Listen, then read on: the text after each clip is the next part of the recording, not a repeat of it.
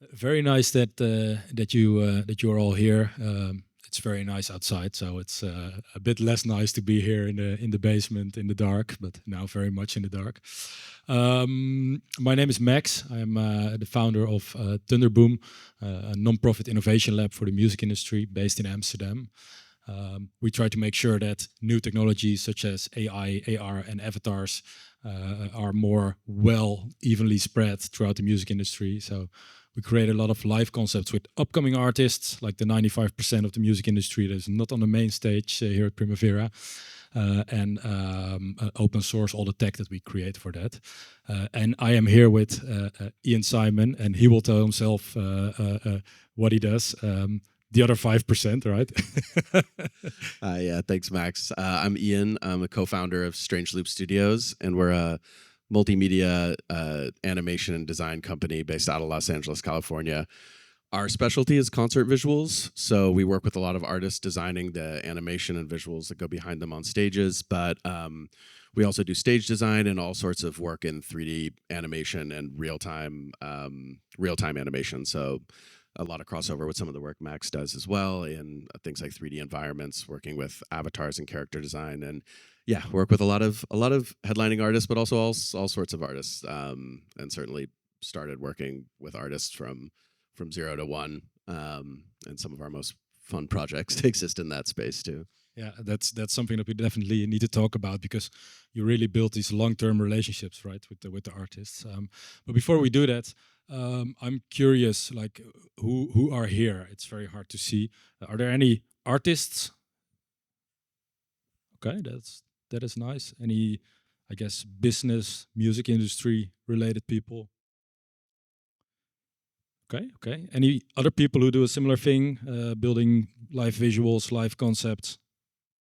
Okay, here in the front. Okay, so we need to have you then. Okay, okay, that's cool. I want to invite you to ask questions throughout the whole session because we can talk a lot if we want to, but we're very curious to hear what you want to hear. So, first question. That's a joke. Um, so maybe we should start, Ian. So you've been doing some great projects, and like I think you do it for like 13, 14 years now. How did this start for you? Like what was your beginning? Yeah, it actually I started I played jazz in high school and through college and was always interested in making music. And growing up in LA, when I was in high school was very much a bubbling beat scene with artists like Flying Lotus and Shlomo, and it was kind of this fusion of hip hop and electronic music and jazz that was happening. And so when I graduated university, I came back to LA, started working in music, producing, making beats, and one of my good friends who I made music with, who I ended up starting Strangeloop with, was also doing concert visuals at the time. And it was a relatively new thing to be traveling around with a laptop, and he had a bunch of clips and was playing them in time to the music. And it was all like very low tech and in a way, but also very musical, like bringing this approach of really trying to make the visuals sync very tightly and improvisatorily with the music. And he was on tour with Skrillex at the time back in 2012, and he came back and told me, I got you a gig doing visuals for these guys, Zed's Dead. And I said, that's amazing. I just have no idea how to run visuals live. And he's like, you'll be fine. That's no problem. And he taught me the software Resolume, which is still one of the primary softwares we use to run visuals live.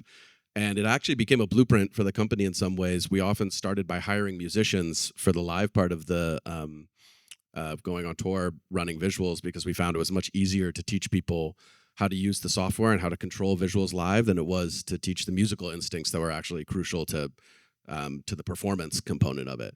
So we ended up hiring a lot of musicians and training them on the visual side rather than going out and finding graphic designers to run the live side. And then as we moved into creating more content and 3D animators, we built a staff of designers and animators. So you studied music yourself, but how did you then get into this more visual part of it? Because they ask you to do the visuals then, and that's of course a whole new world. Were you actually able already back then to create something interesting, or was it like? Yeah, I've always been pretty reliant on the talent of like 3D animators and artists that I work with to create the content beforehand.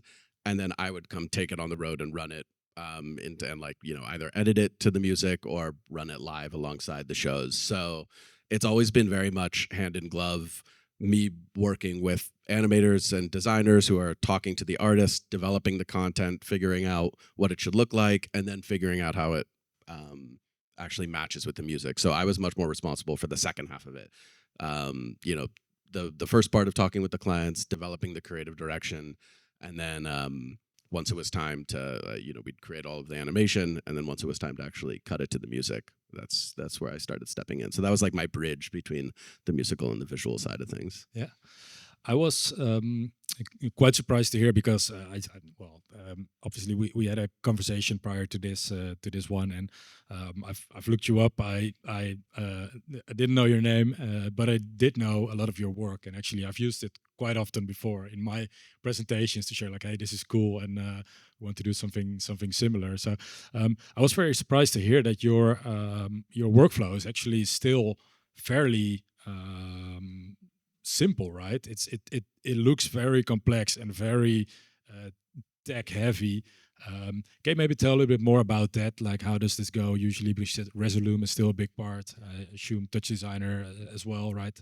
How do you work with these types of technologies, and how do you tie it all together in a live concept? Yeah, usually we have a lot of designers working across a lot of different software, from Cinema 4D and Maya to Unreal Engine and Touch Designer and Notch.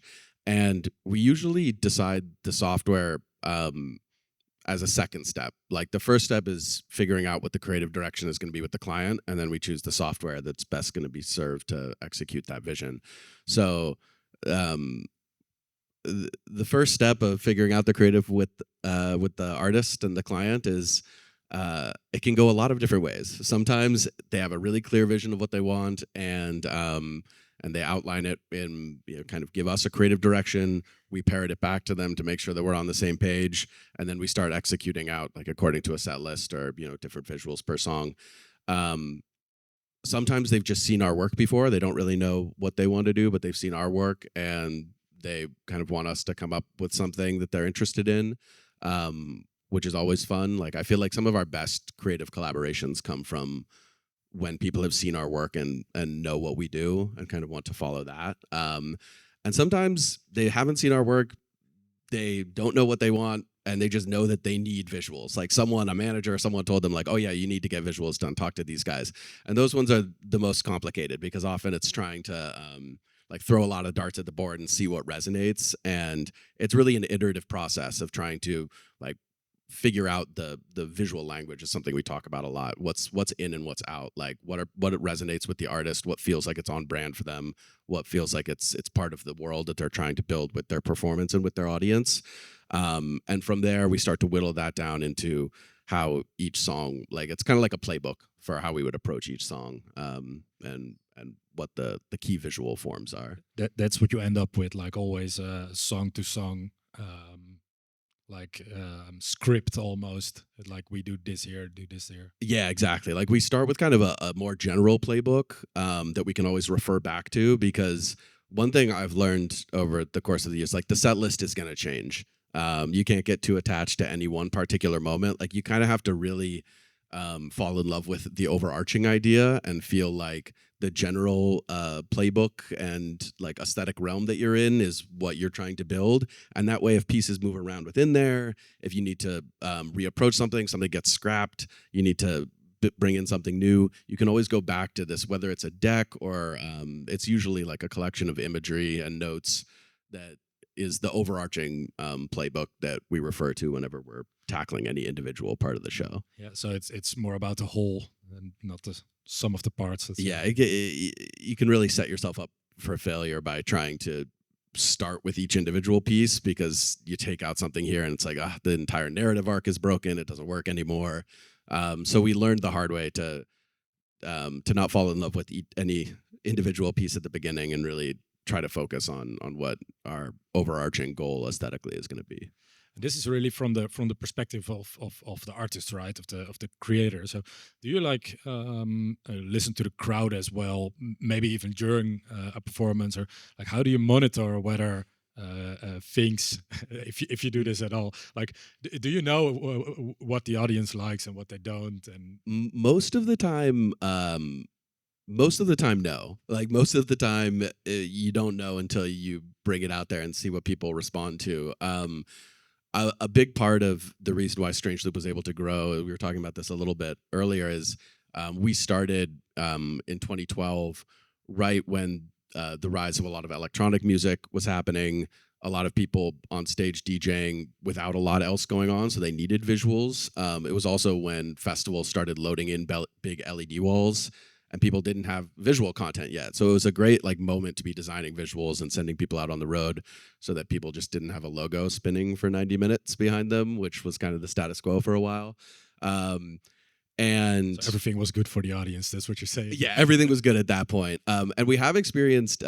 We'll talk about the Flying Lotus show in a bit, because we've had many iterations of working with Flying Lotus over the years. And one time we actually experienced the inverse, where we were doing a 3D show where you had to wear glasses, and it was a LED wall. And when you put on the 3D glasses, it's kind of like the movies, except it was much more powerful because it was LED instead of projection, and things would look like they were coming out over Flying Lotus, and you would get audible crowd reactions for the visuals, but that's rare. Usually the crowd reserves their reactions for the things that are happening musically, and it was a bit of a mixed bag, because at a certain point in that tour, the last two songs, Flying Lotus would always say like, okay, everybody take off the 3D glasses and like actually dance, because if you're too entranced by the visuals, then I think there's a trade-off a bit where he felt like he was losing some interaction with the crowd in exchange for them to be like, just staring at the visuals the whole time. So it's a balance. You don't want to take away from what the artist is doing. He should get a buddy double to do it. Yeah. So indeed, we are going to look at some examples.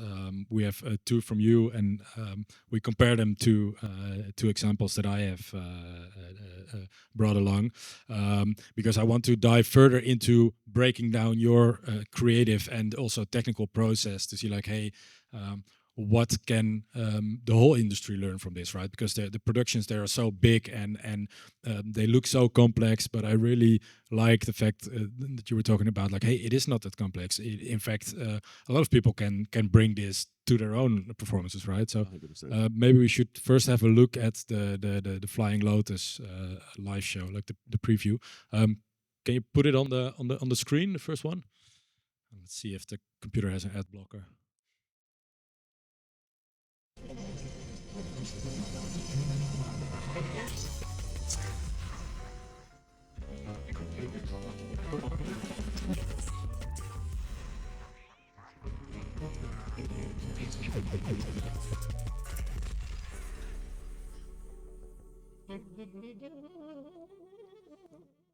So yeah, that was for his You're Dead tour, and this was actually the second iteration of something we called Layer 3, which was a multi-level projection mapping setup we did. Sorry, maybe like I'm not sure if everybody knows what projection mapping is, especially on multiple levels. So maybe we need to break that down first. Maybe we need to start with the concept even first. Is that yeah, sure. So kind of going back to what I was saying about our creative process of talking to Flying Lotus, his vibe is very enigmatic. He was one of those artists who, unlike working with someone like Dua Lipa or Megan Thee Stallion, where it's them front and center the whole time, and that's really the focus, and your job is to support that.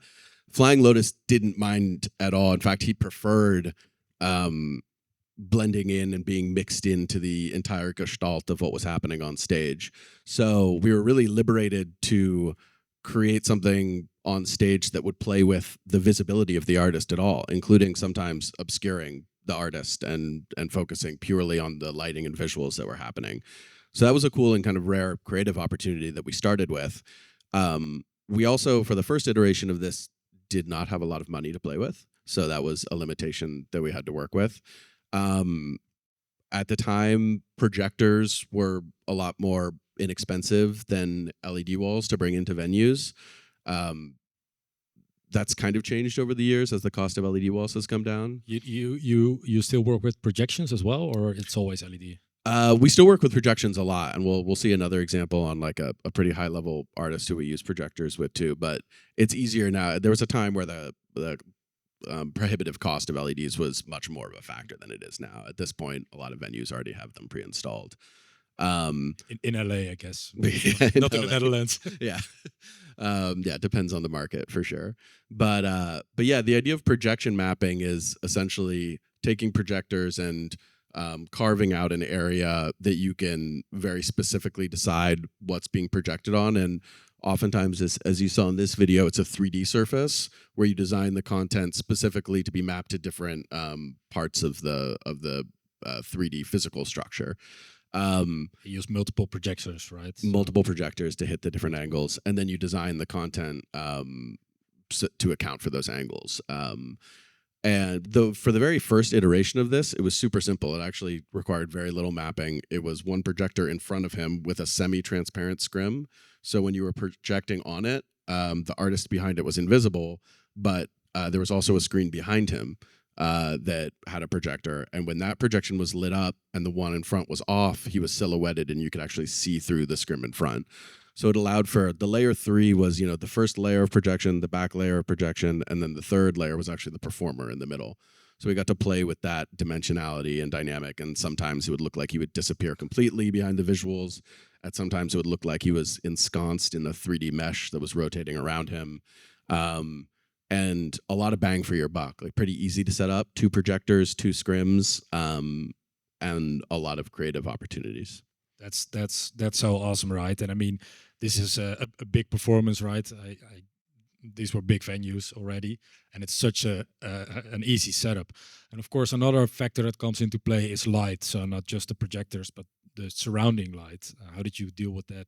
Yeah, a lot of them, in this case, this is relatively unusual, but we were actually driving the lights through video. So he had 2 video operators who were both running Resolume, and we actually took the pixel information from the videos that we were playing, so the animation, and ran those out through the software called Mad Mapper, which was able to convert it to DMX and run all the lighting fixtures there. It had some limitations, couldn't do that much with pan and tilt. I think as we moved on, we hired a proper lighting guy in recent years to be able to flesh out the lighting array. But in this case, the focus was the visuals. And actually, with projection, often you want to be pretty sparing with the other light that you have on stage to really make the projection pop. If you have too many, the lights are so bright often at these venues that if you have too much else going on, you risk washing out what's happening on the visual surfaces. Yeah, it's especially with the semi-transparent screens. Exactly. Right? It's really hard. I've tried it a few times, failed miserably with that as well. So I really enjoy seeing this example. So, so this was like what year was this? It's a long time ago. Yeah. So the first iteration where it was just flat was, I believe, 2013, and this was a couple of years later, 2015, 2016, that we actually introduced this. It's kind of a hypercube, like a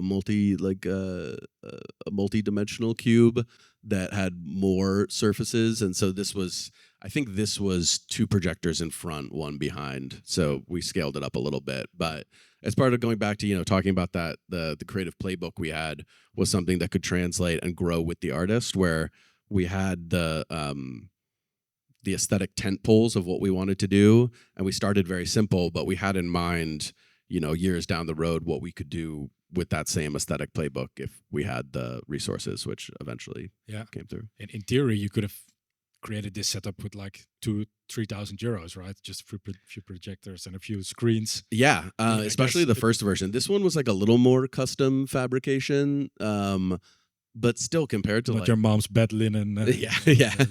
We've certainly done that too, just hanging sheets and projectors when we need to. Nice. So I was so it's a long term relationship that you have with such an artist. So how does that go? Because these days a lot of artists, they hire somebody for like a specific visual or a specific tour, right? And then they move on and they work with somebody else.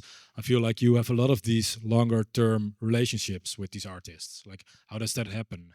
Yeah, we have both. I would say that probably 75% of the artists we work with fall into the second camp you're talking about, where with someone like The Weeknd, for example, we did 3 different tours with him from 2016 to 2019. And it went great, but at a certain point he released another album, moved aesthetically in a different direction, and they went with another studio. And it's very much no hard feelings, right? Like at a certain point, especially when someone's approaching you for what you do aesthetically, there's a period where that can align, and it's not. I definitely had to learn that it's not like a reflection on your work if they decide to go a different direction, because another studio or has a aesthetic that aligns with what they're trying to do next. I think the longer term relationships often come down to feeling like there's something fundamentally related with the way we approach art on the visual side and the way they approach art on the musical side that feels like they can evolve in tandem. And there's a few, in addition to Flying Lotus, was group Zed's Dead from Canada that I've been touring with since I was like 23. A similar kind of situation. Is that a Pulp Fiction reference, by the way? It is, yeah. We use that clip at the beginning of the show every now and again. Bonobo is another artist who we've worked with over the years who I also feel like with artists like that, there's less pressure on them like when you're a pop star, there's pressure on your album cycles sometimes to really redefine yourself and refresh your brand and come at it from a fresh angle. And that can often come with cleaning house and starting over creatively. And I think there's some freedom with artists that live in this realm where they've got their core fan base, they can sell hard tickets, and they've got the trust of their fans and a little bit less pressure to cater to a wider audience that can be amazing for creative relationships between audio and video. I guess that's also the hardest to achieve, right? Have such like a core fan base. So I wanted to put your example next to one that I brought of one of my own productions, because we work with projections as well, but also because AI was a factor here. So let's have a quick look, and afterwards I wanted to ask you some questions as well, not about my example, but about like more generative stuff. Let's see, can I get to the next slide? Not. How do I go about? Yeah, so much for tech, right? I'm very untechnical, by the way, and 3D glasses. This is also the actual music of the performance, by the way.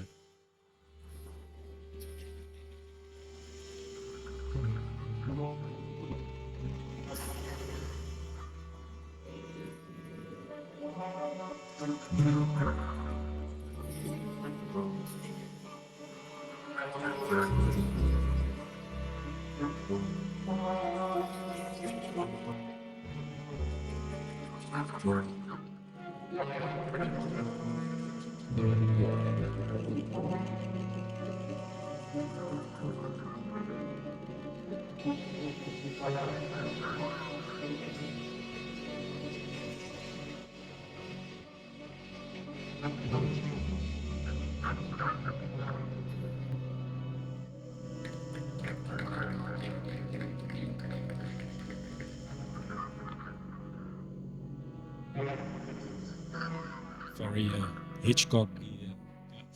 So what happened here is that we've created a series of plugins, audio and video plugins that you can. They're AI-driven plugins that are trained on heritage material. So we wanted to create a counterpart for the big music plugins, the Sunos and Udios, because they are trained on material scraped from the internet. And we were like, okay, we need a responsible alternative for that. We gave those tools to artists, and they started creating these audio-visual concepts with that. And all the visuals here, and it's all open source available, by the way, if you want to use it yourself. The artist here was very much working with like the reacting visuals, reacting to the music that he was creating. And I'm very sure that's also a big factor in your work, right? You were talking about like time-coded stuff. I'm curious, how do you do that? Because you always need somebody around there really paying attention and making sure that stuff works. Or is it cued to some like musical cues? Do you have? Yeah, it depends on the software, and as part of when I was looking at some of the work that y'all had done at Thunderboom, one of the things I appreciated the most was the open source component, because I think it's been so crucial for our studio to have the resources and the sharing that happens in communities around these software. For example, Touch Designer is a software we use a lot with this incredibly robust community of people who are sharing their work. It's also there's all sorts of licenses that you can get. There's a free version. I think you can get pretty far. It limits like the resolution of your output, but it's not prohibitively expensive, and there's very little industry gatekeeping with these kinds of softwares as opposed to some of the more deeply entrenched industry software like Disguise and D3, where they have their courses and you need to sign up, and it's a very different type of community. And when we're talking about musical reactivity and actually lining things up to music, FFT and sort of the breakdown of audio signals into different frequencies and assigning different components of the audio to different components in the visual is a huge part of how we generate audio reactive visuals, whether we're actually running that live or whether it's just a tool to input and then render something out that we then like put in a software like Premiere to edit to the songs. It only works for certain types of aesthetics. The more abstract, like we have seen recently, like over the last couple of years, a shift away from some of the more super realistic, big environmental visuals and more towards beautiful particle systems using a lot of negative space, a bit of a throwback to some more retro analog visuals, but with all of the tools that we have now. Sorry, what do you mean with that? Using negative space? Like really being sparing, not if you've got a big LED wall, not necessarily having an environment that covers the whole thing, but really being sparing and intentional with and musical with what elements are popping in. I think there can be some fatigue from audiences when you're just inundated with visuals over the course of a set. We saw it happen in EDM a lot, where people were so excited about Unreal Engine and Cinema 4D and the potential to create these crazy fly-through environments, but it can become exhausting after a while. I mean, we did a lot of it, right? Like we were part of that push to have every song just be like a different alien landscape that you're flying through that was dominating the whole screen. But I think after a while, you start to lose dynamic range. It becomes always on all the time in a way that makes it harder to have punchy, really emotional moments. So aesthetically, both my studio and I think I've seen a larger trend of people pulling back. I mean, you look at the Charlie XCX show, for example, and there's no like big 3D animation moments. It's very much like really tightly synced and impactful flashing of the screens, using them architecturally. And it's very musical. And softwares like Touch Designer and Notch is another one we use a lot, which are really robust real-time systems for making things like particles and simulations without having to wait hours and hours for them to render. And reactive stuff, of course. And reactive stuff, yeah. So, yeah, I mean, it's really awesome. So, what do we need to watch in the Charlie XCX show, for instance? Like, did you release your inner Bob Ross there, and you knew where to stop, or like because you were saying like we didn't overdo it there? Yeah, and to be clear, we didn't work on the small. Charlie show. It wasn't okay. Oh, sorry, studio. Yeah, you implied that. No, we had admired it. Maybe then the Denzel Curry one you did. We did do stuff for Denzel Curry. Stuff that people can watch today, actually. Yeah. I think there's still some of our content. We designed it for Coachella 2 years ago, I believe, and I think there's still some content in there that was. And some of that does live in the more environmental realm. Like he's got a song called X-Wing, so. We had an X-Wing from Star Wars. It's not the most revolutionary creative we've ever done, but a lot of big graphical text work too, which rhymes a little bit with what I've seen from the Charlie show, where instead of using the screens to create a sense of like three-dimensional depth, they're actually very flat and almost used like lighting surfaces, where you'll have big brash text that's really tightly synced with the music. And I think especially when you've got such a dynamic performer on stage, it makes sense because it's more supportive of the performance that's happening there. It mixes really well with the camera footage, which is a huge part of both of those shows. And you get to support the artist on stage without competing with the artist, right? Sometimes like you have too much going on visually and it becomes like, where do I divide my attention? Am I looking at the artist performing, or am I looking at this world that they're building behind them? If it works, it ain't stupid, right? It doesn't always necessarily need to be like very complex, right? 100%. So maybe before we go to the next examples, I'm curious, are there already some questions? And you need to shout because I cannot really see you. Hello. Hi. Hello, hello. Hey, what's up? So I have a question.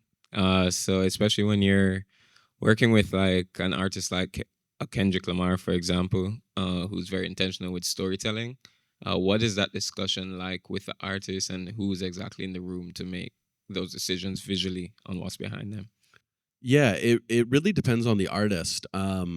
Sometimes they delegate to a creative director who is like the full liaison talking to us, and then the artist just comes in once we've done a bulk of the work and gives their notes. Um, or sometimes the artist has full trust and maybe they're being shown stuff, but I'm not part of those conversations. Kendrick, as you mentioned, was one who I started working with him uh, very early in my career in 2013. I was touring with him from 2013 till about 2019. So the process changed a lot because those were very big years for Kendrick. He went from being, we were opening for Kanye in 2013, and by 2017 he was headlining Coachella. So his involvement ramped up over sort of as the attention to the visuals ramped up, and but he also had a great his manager was also a creative, Dave Free. It was one of those situations where I felt like on the visual side we were really facilitating a vision that just needed to be brought to life. We weren't the bulk of the like creative ideation. I didn't feel like was on us. Like we got in our ideas where we could, but really it felt like there was so much story there to be told. It was much more a process of trying to figure out how to tease that out and translate it into visuals. And we were able to, just because of the reputation that he had, we were able to also work with a wide variety of other studios to help. Like our specialty isn't shooting live footage, right? So we worked with this director, Khalil Joseph, who went into the neighborhood Kendrick grew up in and shot all of this gorgeous footage on 35 millimeter, dumped us 2 terabytes worth of stuff. And it was like a gold mine of content. I mean, it was a lot to go through, but it's heritage in a way as well, right? Yeah, it relates back to this. Yeah, 100%. And interestingly, we met Kendrick because Flying Lotus had produced on some of his music, and Kendrick had seen the Flying Lotus show, which, as I was saying, that's always like a recipe for a good creative relationship is when they've seen your work and they're like, oh, that's cool. Like, we want you to do what you guys do, and bring that in. Kendrick didn't love 3D animation, though. I will say there were a couple looks that I was very excited to show him that he took one look at and was like, no, hell no. Like I had this like really crazy car crash sim of like the slow-mo orbiting around the cars, and the glass had someone work like 2 weeks on it, and I showed it to him and he was like, no, this is cheesy. No. I was like, yeah, okay. So we used footage of car crashes for that song. It's an awesome question. Thanks. Anybody else? Yeah. What other trends are you seeing? Basically, I mean, you already said that some people don't use visuals anymore. Are people using generally more visuals, or is it going back? I mean, what trends do you see on that side, and also on the technology side of things? I mean, you touched on Touch Designer, or is anything else on the horizon where you can see the stuff goes towards? Yeah, I think the biggest trend is the one that I referred to, where I think there's some pullback from big environmental visuals and a focus on things that are more abstract and intentional. And I think that is a direct foil with the technological component. I think softwares like Touch Designer and the growing communities around them have allowed for more potential. Like, for example, doing things like smoke sims and fluid sims and fire sims used to be prohibitively taxing. That you just had to let them render, use software like Houdini and let them render for hours. And Touch Designer and Notch have been able to create really faithful facsimiles of that technology, where it's really convincing but not nearly as taxing. So it's a lot easier to experiment and have react to what's going on in the songs. It's also really cool integration stuff that I've seen with Touch Designer.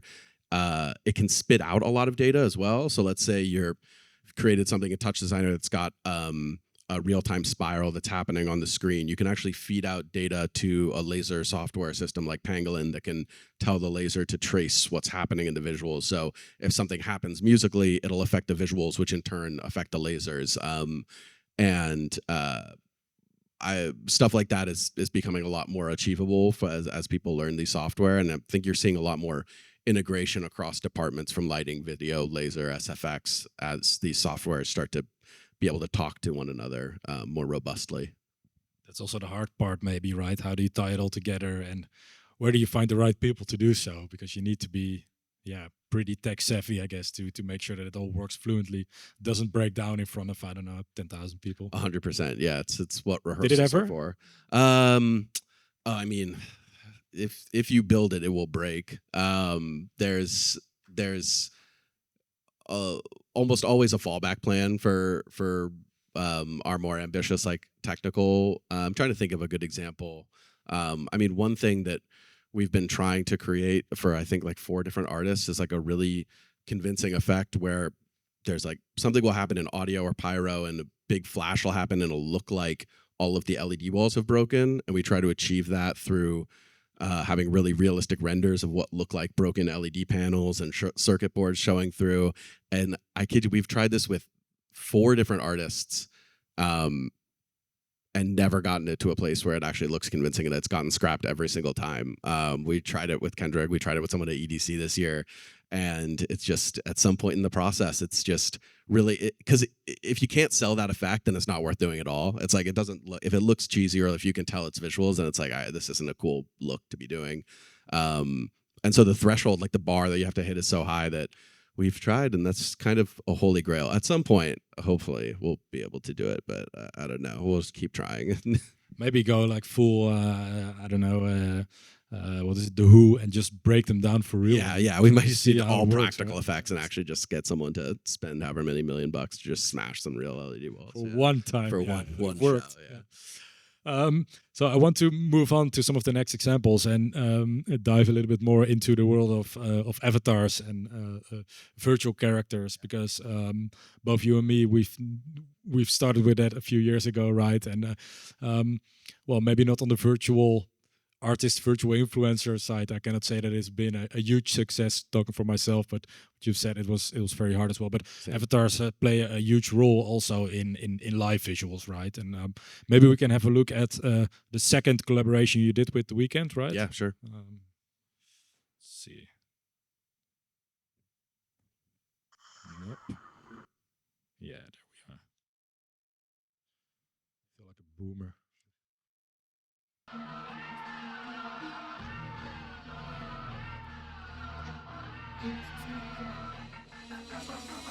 I'm good, I'm great. No, it's been a while now, I'm mixing up the drink.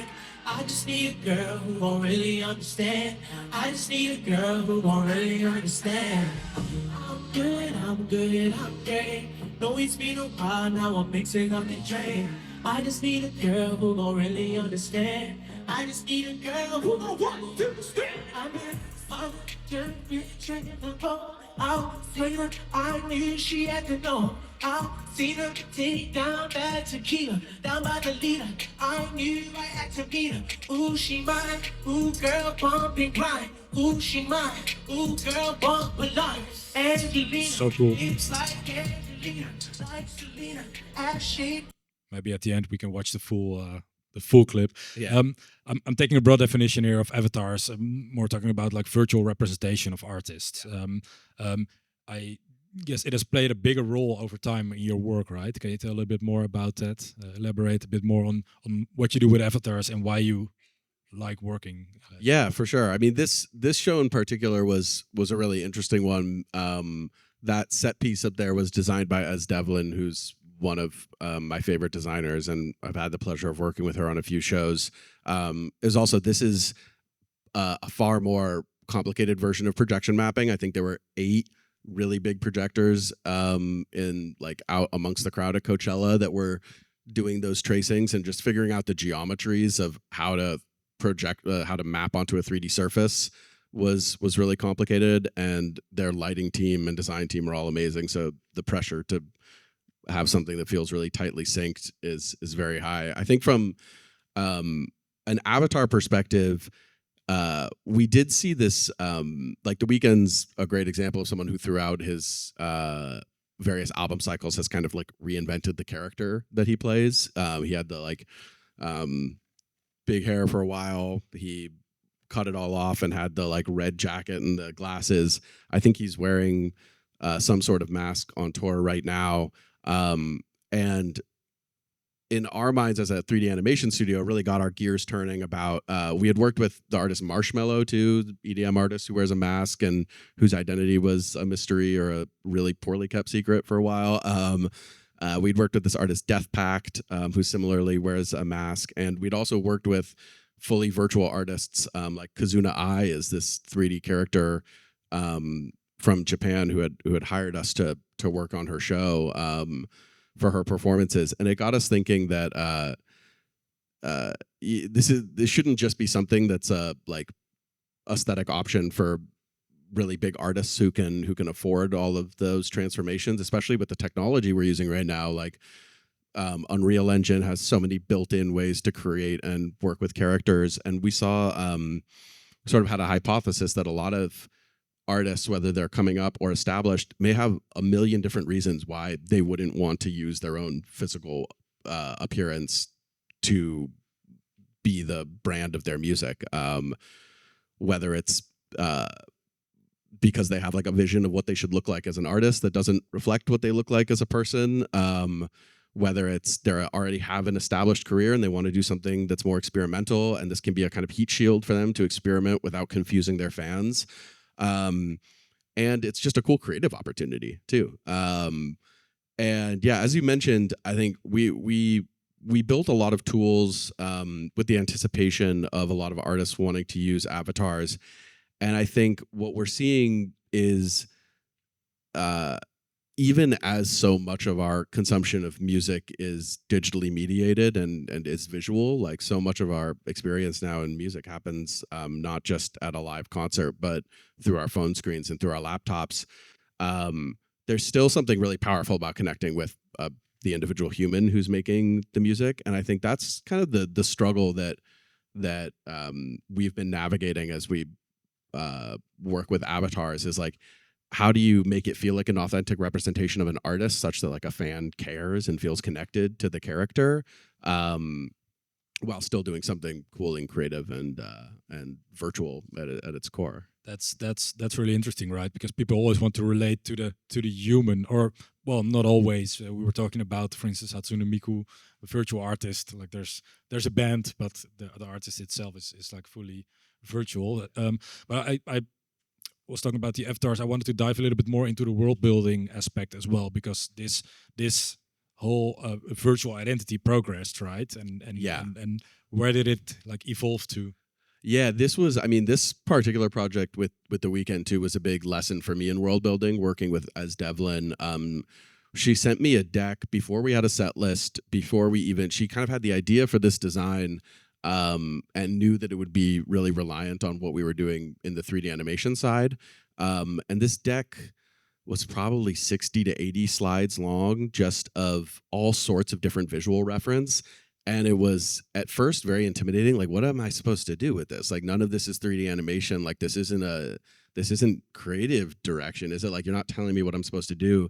And in retrospect, it was really the establishment of the visual language. It was like telling everyone involved, and this was something that I think she developed in collaboration with The Weeknd, was like, okay, these are the kind of things that are in, and these are the kind of things that don't make sense.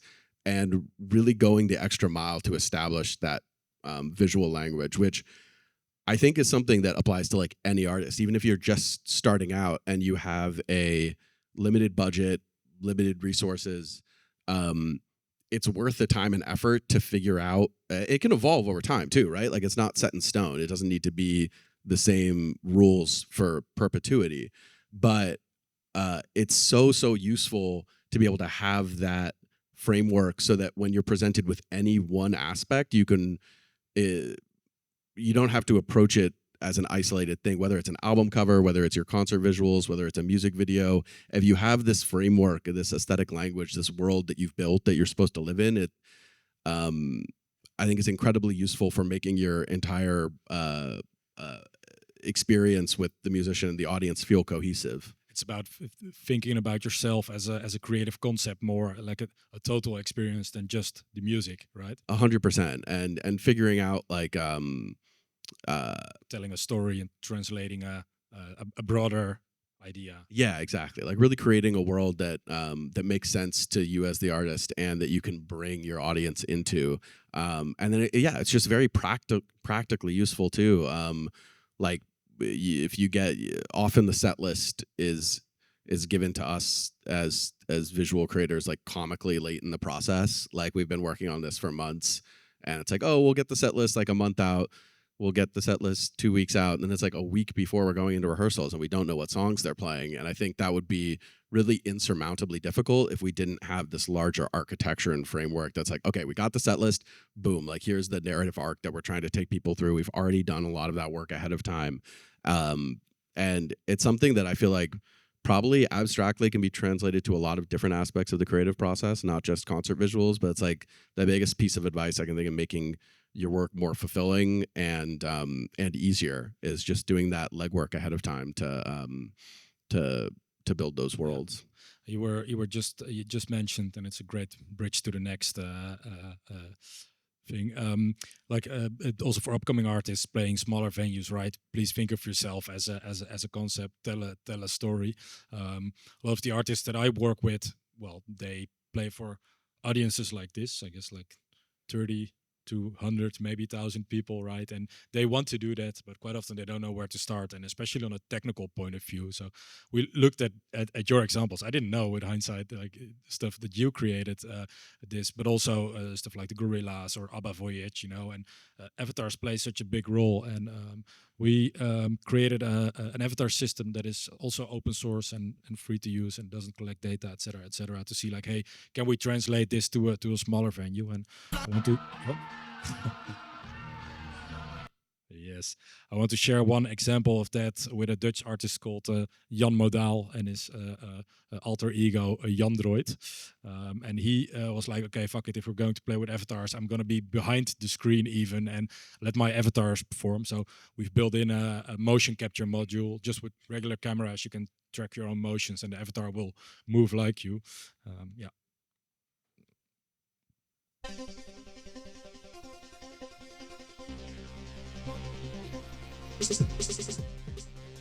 You see my mom's bed linen.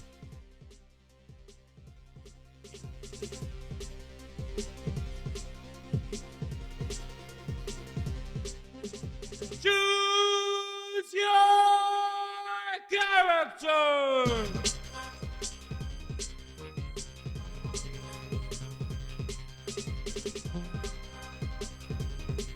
He's playing his underwear, I don't know why.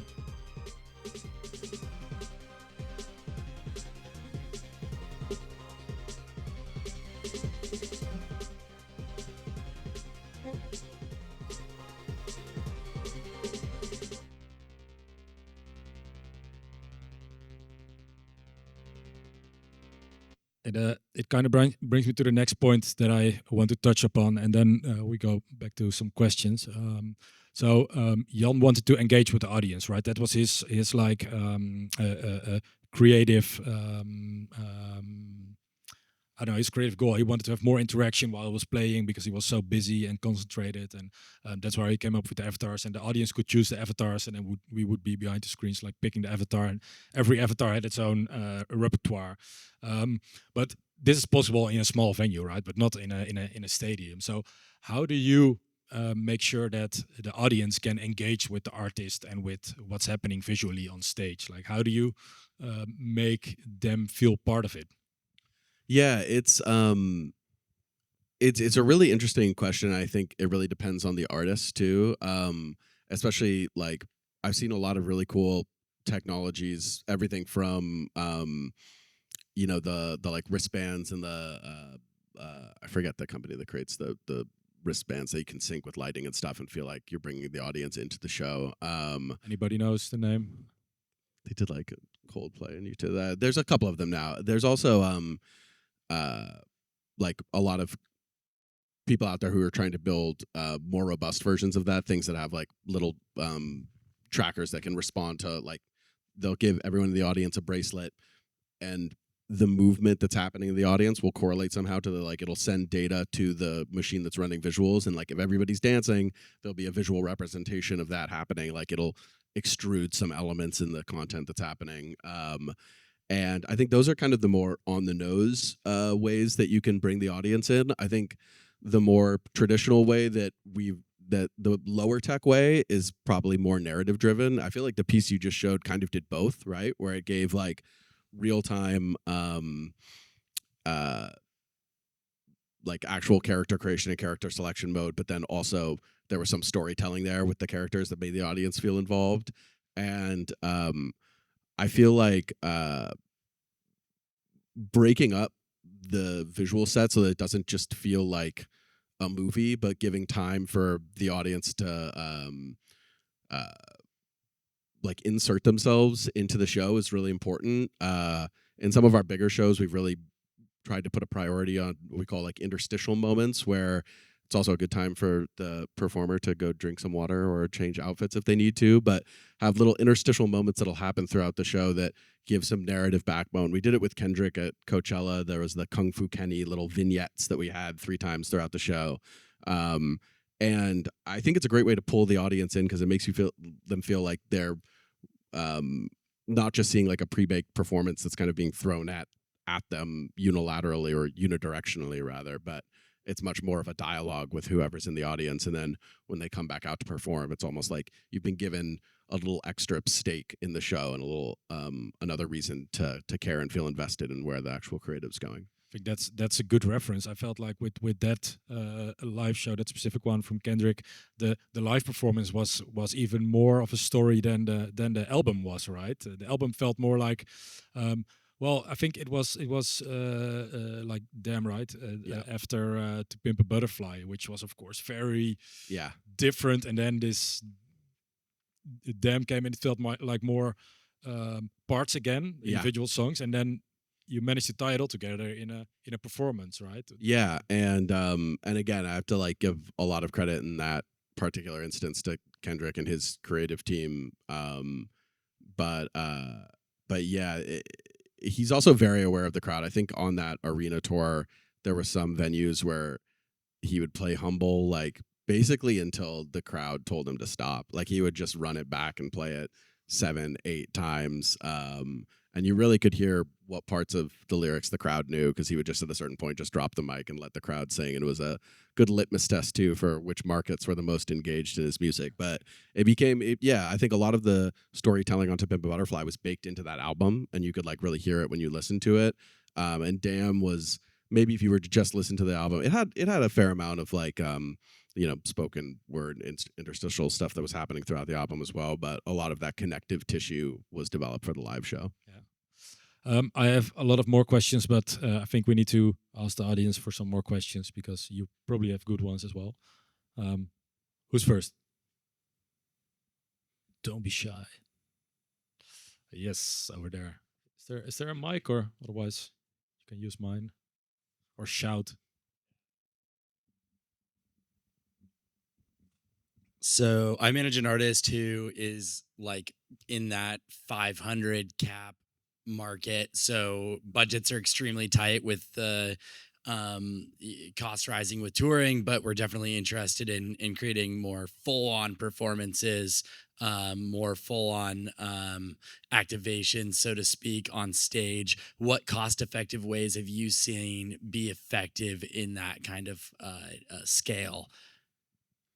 Yeah, I think, and I'm partially biased here because we're primarily a video company, and so part of my bias is to think that visuals will get you a long way for creating, like, even if it's just one projector upstage of the artist, it's super cost effective and has just incredible capacity for variety over the course of the show. Like you can really tell a story with just one visual surface.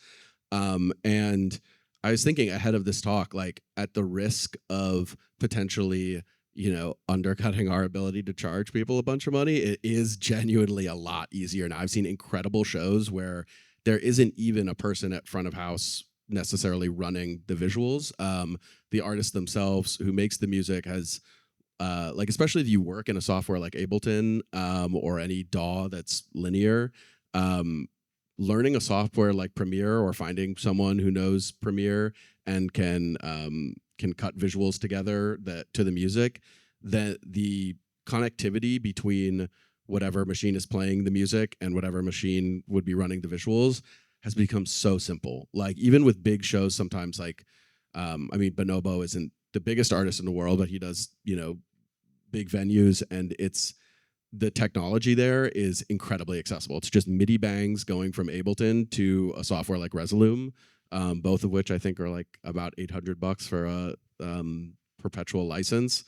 And those are some great places to start, I feel like, especially if the artist is interested in developing their own visuals. As much as, like, I think it can be amazing to work with a visual collaborator, sometimes that's just cost prohibitive to work with someone who's going to, like, add a bunch of line items. And I think using the ability of playback, like musical playback software, to control other elements of the visuals is a way to really quickly level up a show, even if you're in 500 cap rooms or something. If I can add something to that, because like you said, it's more about the creative concept that is around it, right? I often go to these showcase festivals where you see like 50 artists in a weekend, and the ones that stand out to me always are the ones that have a more conceptual story to tell, that don't just play their music, but I don't know, even if they made like a fucking cardboard set on stage, or they have some choreography, right, or they have some elements that come back throughout the show. It doesn't necessarily need to be tech driven, right? It's just all about what story do you tell, and what do you bring across to the audience, and visuals can help with that, and making it more immersive is of course really cool and helps with the engagement, but there's way more to it, right? And that's so true. Honestly, there's so much that can be done, I think, from that world building standpoint of even if it's just in the audio, like even if you're just adding little intros and little interlude moments to break up the set and add some, like, just an additional layer of storytelling, I think can go a long way. Yeah, it can already start at the door, right? So, like, when people enter the venue, I don't know, let them go through a curtain or something. Yeah. Okay, good question. Thanks. Anybody else? Yeah. Hi, thank you very much for what you're showing us and the backstage intel. I had a question more related to the commercials, or how you see it. What do you think about artists like Anima or Eric Prydz having had recent kind of all summer residences in Ibiza, obviously, because they can sell like extremely expensive tickets and there's enough audience. But the technical challenge for them to put on those shows, I was quite surprised, because those probably are two of the biggest sort of electronic music shows you can have nowadays. And then another question, I don't know if you were familiar with what the German studio Pfadfinder were doing back in the 2005, 2006, because they would create live visuals for DJs playing at Sonar back 20 years ago for Richie Houghton or, people like that. And I have no idea what they've been up to since then, because those were the first really good visuals that I've ever seen that had nothing to do with, like, cutting and paste bits of Koyanis Katsi or, the usual stuff that we've seen many, many times. So, those are my questions. Yeah. To the first one, I mean, Eric Prydz show, I think, which I've, like, as a visual nerd, have been an admirer of for, like, what feels like a decade.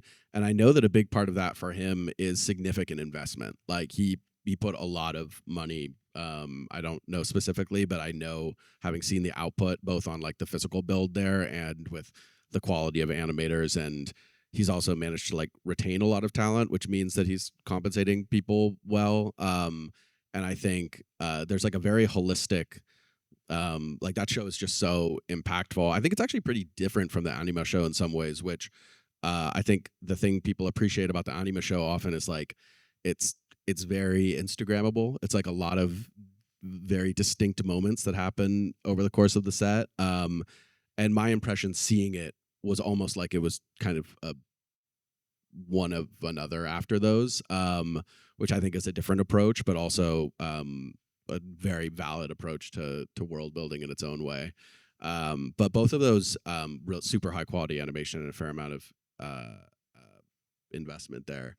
To the second question, I'm surely familiar with that group's work, and Richie Houghton, I feel like, has always been at the bleeding edge of cool reactive visuals, like including to this day. One of his main visual guys is actually, I went to his studio a couple years ago only to find out that he is either a founder or one of the managing directors of Touch Designer, the software that we've been talking about. So all to say, I feel like they're probably still in the mix, probably very much in this real-time realm of visuals that we're talking about, with a lot more tools than I'm sure they had in 2005. Nice. I know we need to quit, but we started 2 minutes late. So one quick last question, if anybody has one. Yeah, here in front.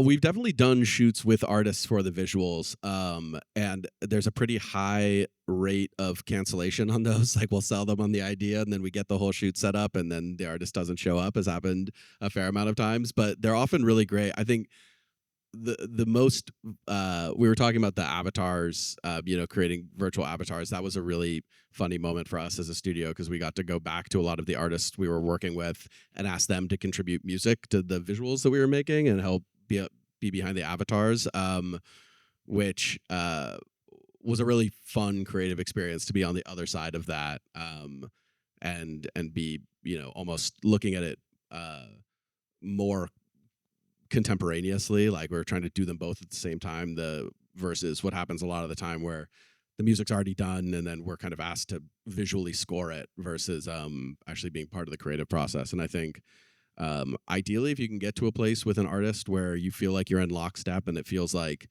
they're even changing how they think about the set based on what they know that you can do visually, and that's a conversation and collaboration that you can have, those are some of the most creatively fulfilling shows that I can remember. Nice, cool. Unfortunately, we need to wrap up. Thanks a lot for your insights and Thank you. The cool examples, and well, thanks Primavera, and yeah, it's cool. We can see some of your work tonight already, right? So I'll look out, and well, maybe you see something cool and new. Thanks everybody, and have a great day. Thank you so much.